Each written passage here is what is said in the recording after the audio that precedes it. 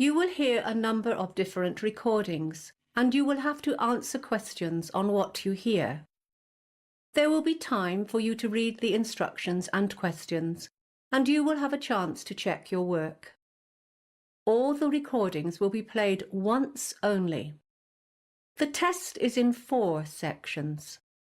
At the end of the test, you will be given 10 minutes to transfer your answers to an answer sheet. Now turn to Section 1. Section 1. You will hear a telephone conversation between a representative of an internet provider service and a man who wants to get a new password. First, you have some time to look at questions 1 to 7.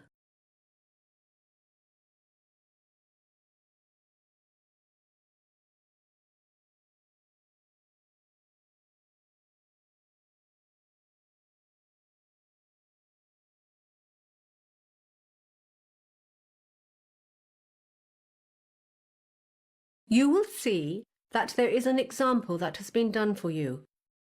On this occasion only, the conversation relating to this example will be played first.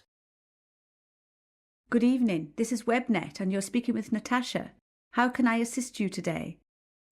Hello, Natasha. I tried to log into my WebNet account yesterday and I realised I'd forgotten my password. Are you able to help me with that?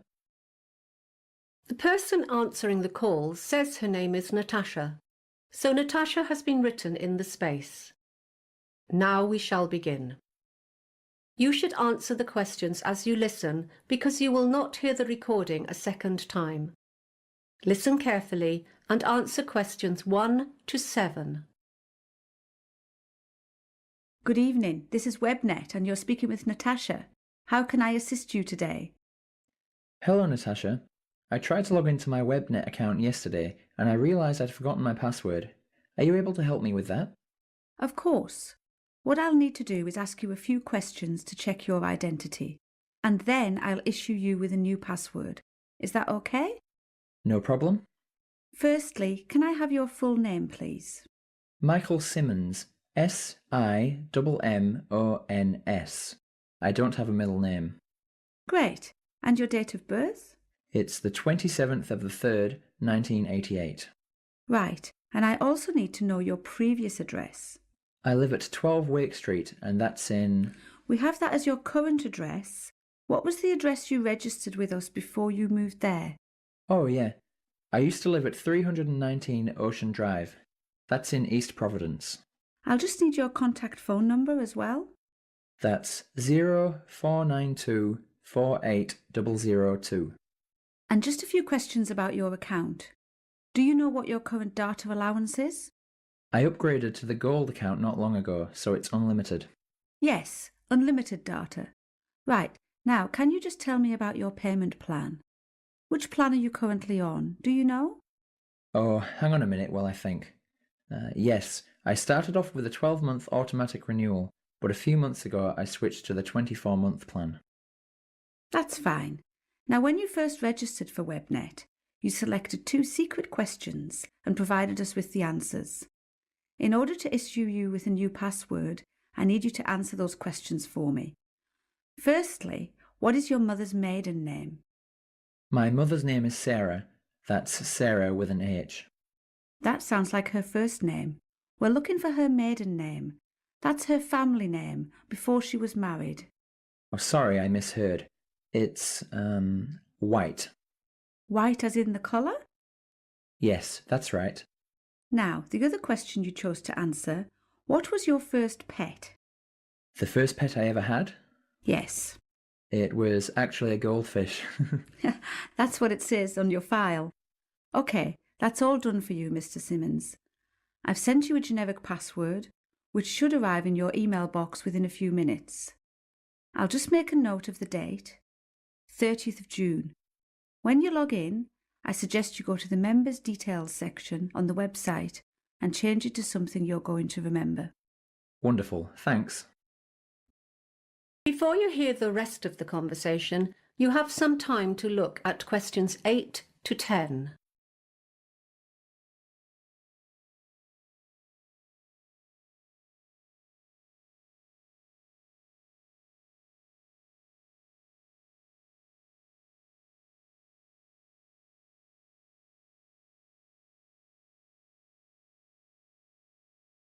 Now listen and answer questions 8 to 10. Is there anything else I can help you with today? Yeah, there are a few things. I've been having some connection issues recently. I think the problem is with the cable that connects the modem to the computer. Do you supply those? You need a new cable. Not a problem. I'll arrange for that to be sent off tomorrow. Thanks. Also, I'm currently signed up for 3 of your services: home phone, mobile and broadband. I use the internet a lot, on my computer and on my mobile, but to be honest, I never use the home phone and I don't see why I should keep paying for that plan. Would you like me to cancel that home phone for you? Yes please, if you wouldn't mind. Done. Is there anything else? Yes, just one last thing. Do you offer any antivirus products? Yes, we have one which offers full protection against viruses, spam and identity theft, which is useful if you're doing any online banking and that kind of thing. It's called the Security Pack. Sounds perfect. Sign me up for one of those, please. And we've got another one. It's called the Parenting Pack. It prevents your children from accessing harmful websites and downloading things they shouldn't. I'm not so worried about that anymore. Both my children are adults and have left home. So, just the security pack, thanks. That's everything. That is the end of section 1. You now have half a minute to check your answers.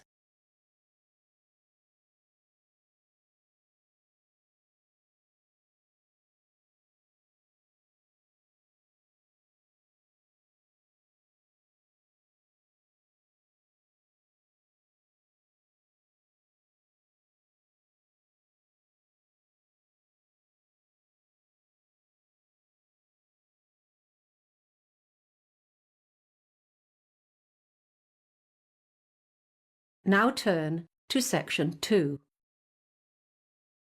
Section 2. You will hear a man who owns a holiday home talking on the phone to a woman who has rented it. First, you have some time to look at questions 11 to 16.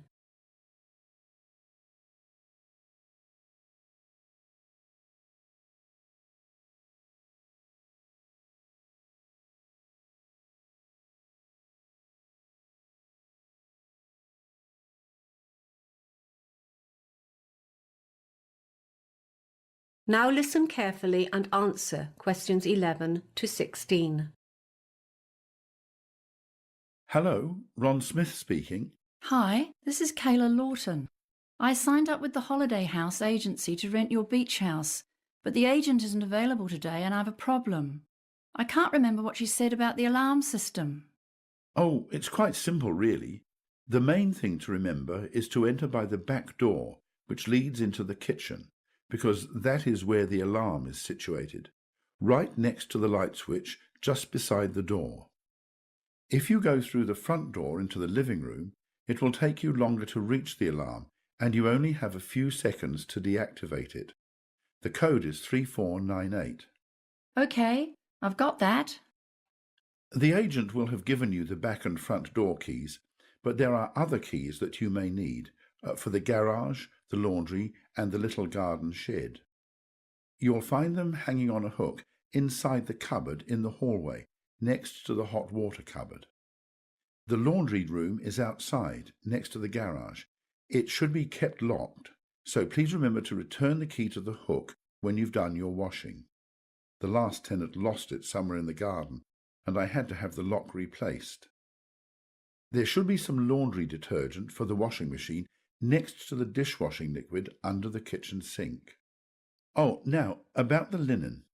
The sheets are already on the beds, and there are lots of towels at the house too. Of course, you'll want to enjoy that lovely, safe swimming beach as much as possible. You'll find a pile of beach towels in a basket on the washing machine. Feel free to take these to the beach with you. We have lots of them, and they're pretty old, so it doesn't matter if they get a bit dirty or sandy.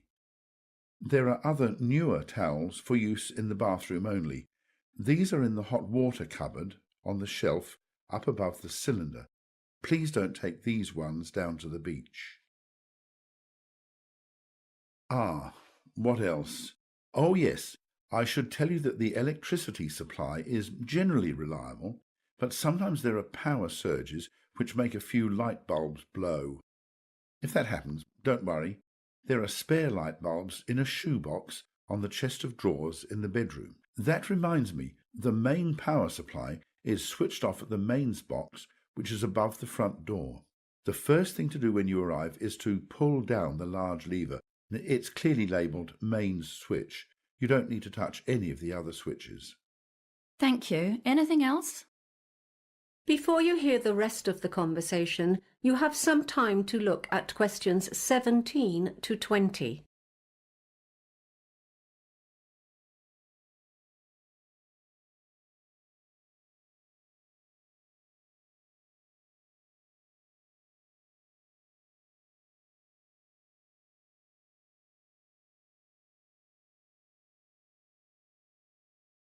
Now listen and answer questions 17 to 20. Oh, one more thing. Something that might interest you is a folder of local information. You know the sort of thing. Interesting places to visit, opening hours for the shops and services in the town, plus a little map of local walks. It's on top of the TV along with the remote control. Parking in the town is usually really easy, except for weekends, when the place is swamped with tourists, so I would recommend doing your shopping on weekdays. Oh, one thing though, if you want to combine a shopping expedition with a visit to the Early History Museum, you should know that it's not open on Mondays. There are lots of good places to eat in town too. You'll find a list of menus and takeaway prices for some of the more popular local cafes and restaurants. If you like Chinese, the Happy Dragon has excellent food, or I'd recommend the Pizzeria if you prefer Italian.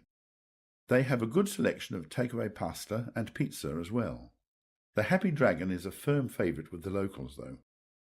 Both restaurants deliver free of charge, but note the phone numbers have changed since the menus were printed. Phone 3231190 for pizza and 3239911 for Chinese. You won't be disappointed. Thanks a lot. I'll do that. That is the end of section 2. You now have half a minute to check your answers.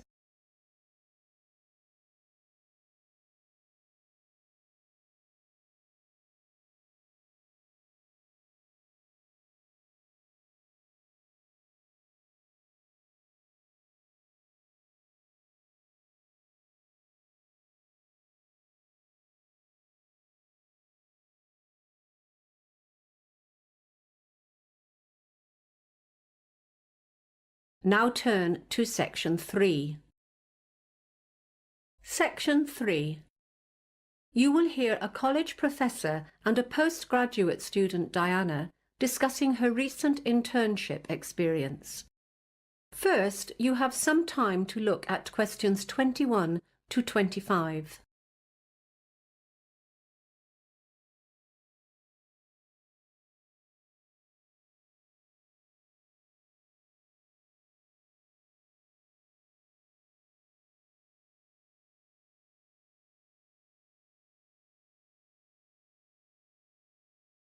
Now listen carefully and answer questions 21 to 25.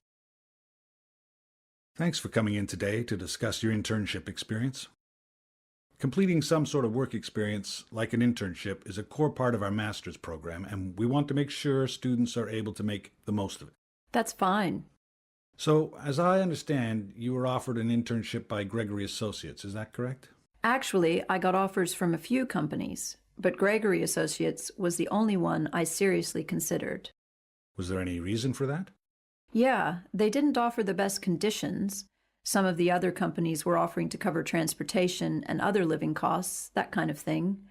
But I knew Gregory Associates was a widely recognized leader in the industry, and that was the big factor for me. And were you happy with your choice? Well, yes and no. Mixed feelings? Yeah, I mean, don't get me wrong. Everyone in the office was great. They didn't talk down to me, and they were always happy to assist if I wasn't sure about something. Was it the work, then? Some students do find internships a little tedious and boring. It's not that it was boring. I was doing new things every day, and I loved that. They really kept me on my toes. It's just that I'm studying economics, you know? But most of the projects I was assigned to involved more administrative stuff. It just wasn't relevant to what I've been studying. I'm sorry to hear that. I'll make a note of it. Let's talk about the good things. What did you particularly enjoy about the experience? Well, as an intern, the managers do tend to keep you at arm's length. They just don't trust you enough to let you take on a lot of responsibility for the big projects. That's understandable. Yes, but in a way, I liked that because I got to stand back and watch and get a real sense of how a company like that runs on a day-to-day basis. And that was the highlight for me. Well, that's great to hear. How did you find managing the internship alongside your study commitments?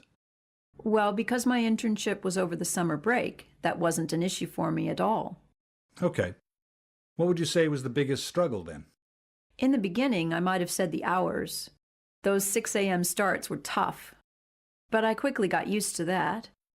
In retrospect, the biggest difficulty was getting by on such a tight budget. As I wasn't earning anything, the whole experience really drained my savings account. Yeah, that can be tough. And my last question, what was the outcome of this internship for you?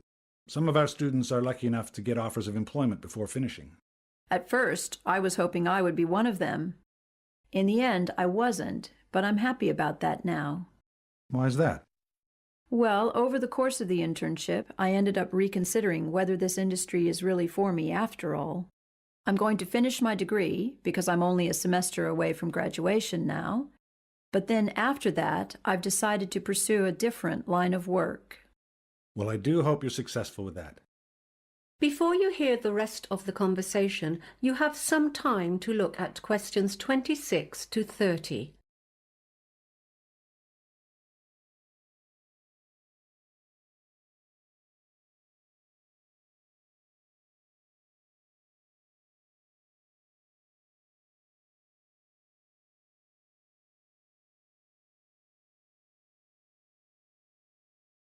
Now listen and answer questions 26 to 30.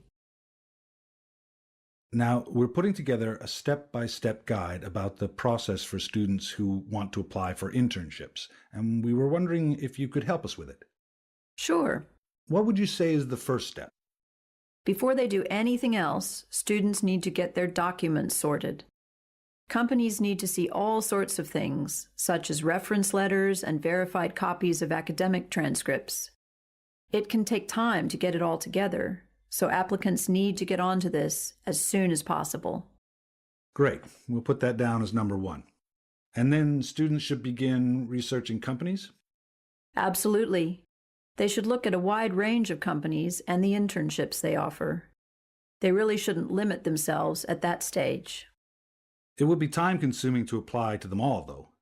Yeah, so I think they need to weed out those positions they are not qualified for, or that don't meet their own needs and interests, and then put together a short list consisting only of those positions that are a good match.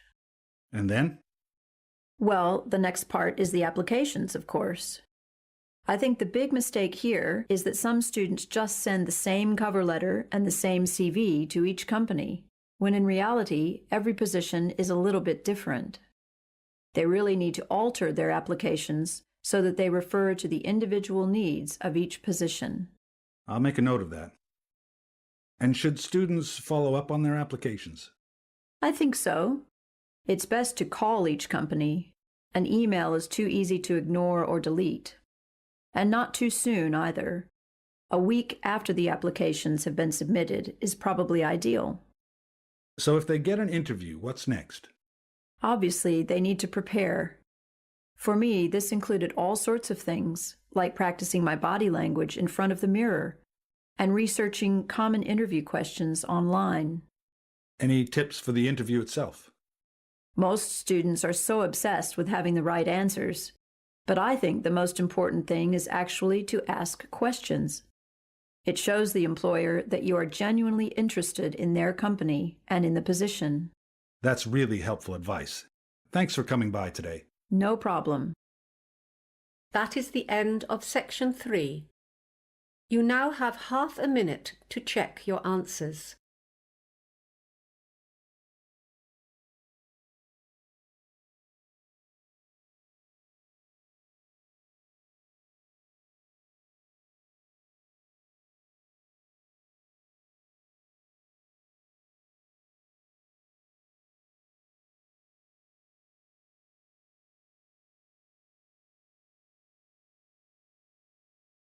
Now turn to Section 4. Section 4. You will hear the first lecture of a course in development studies. First, you have some time to look at questions 31 to 40.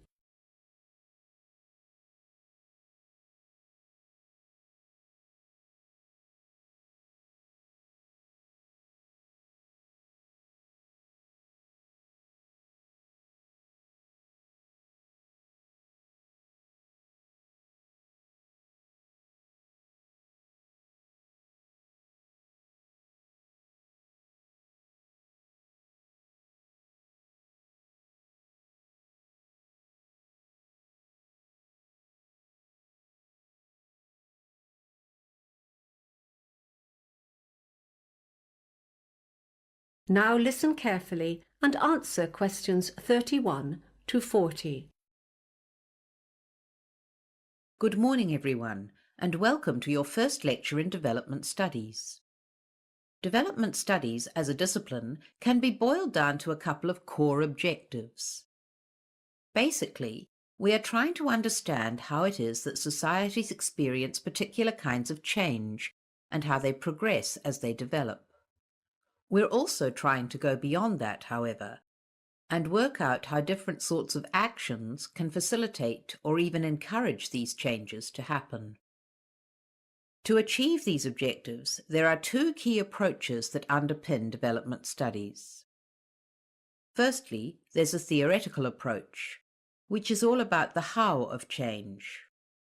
With theory, we can explore some of the big questions. What kind of change should we aspire to, and how can this be achieved? But we don't just talk. We've also got to apply some of this thinking. So, through the applied approach, we're looking at specific policies and trying to understand how they can most effectively be put into place. Although we try not to limit ourselves, we do focus on a few key areas.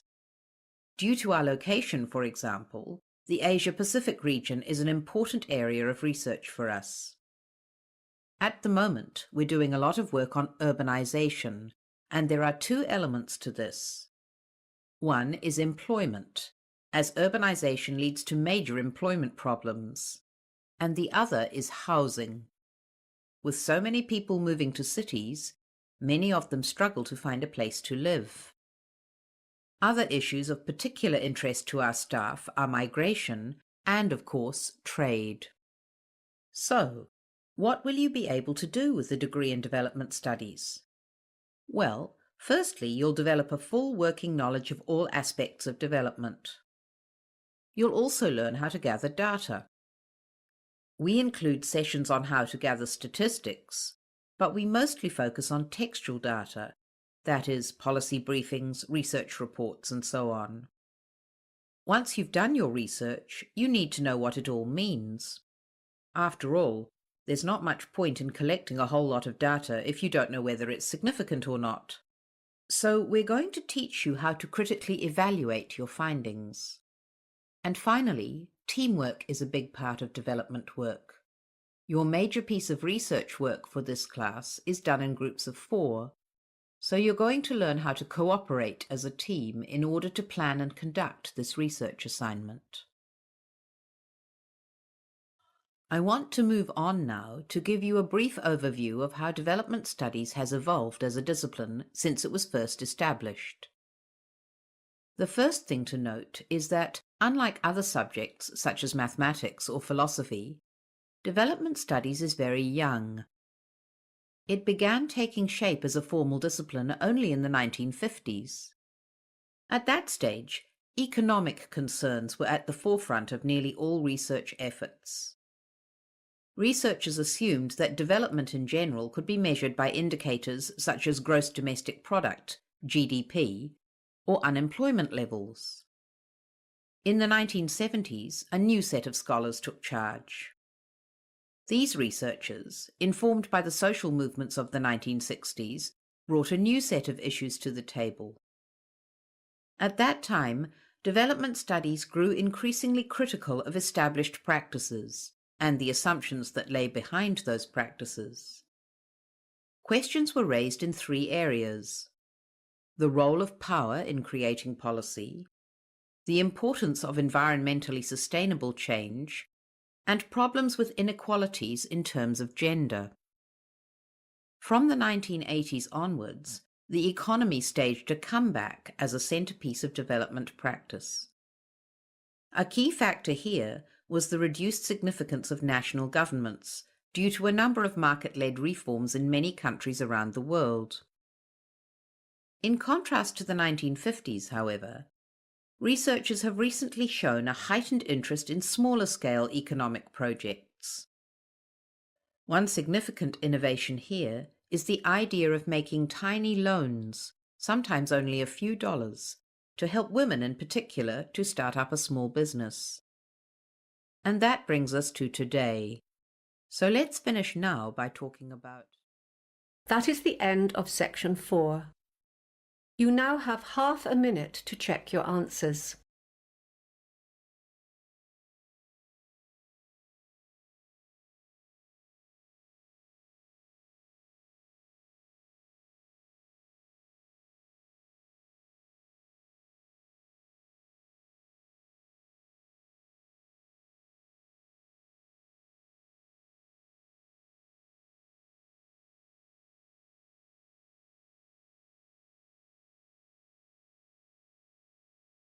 That is the end of the listening test.